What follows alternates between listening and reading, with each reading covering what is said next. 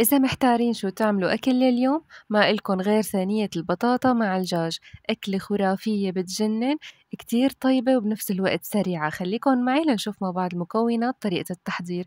بالبداية بنجيب البيركس اللي بدنا نحط فيه الأكلة، وهون عندي بطاطايتين قطعتها مكعبات صغيرة وقليتن وضفتن للبيركس.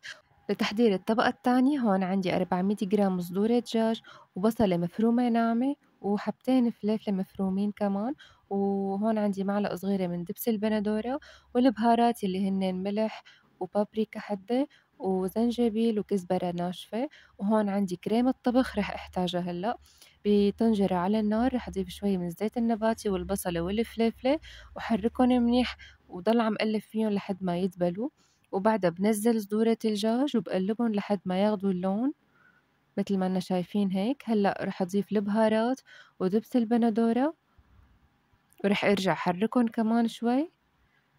وهلأ رح أضيف تقريبًا ربع كاسة من كريمة سائلة بتعطيها طعم خرافي، ومنقلّبن هيك شوي مع بعض ومنتركن على النار يتسبّكوا هيك شي 5 دقايق. وهلأ بدي أحضّر الصوص. حطيت كريمة سائلة تقريبًا شي كاسة أو كاسة ونُص. وهلأ رح أضيف معلقتين من الجبن الكريمي أو الجبن السائل، لإنه هون عندي جبنة شيدر، فيكن تحطّوا أي نوع جبنة بدكن إياه، وهيك بصير عندي الصوص جاهز. هلأ فوق طبقة البطاطا حطيت الدجاج مع الخضار اللي قليناهم سوا، فردتهم هيك بشكل متساوي.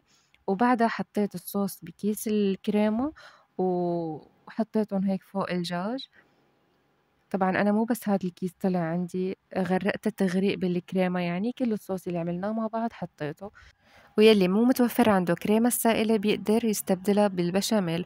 وهلأ هون حطيت عليها شوية جبنة قشقمان ورح أدخّلها على الفرن على أعلى درجة وبس هيك لتحمر من فوق. أخدت معي تقريبًا شي ربع ساعة، وهيك كان شكلها وقت السكب مغرقة تغريق بالكريمة والجبنة.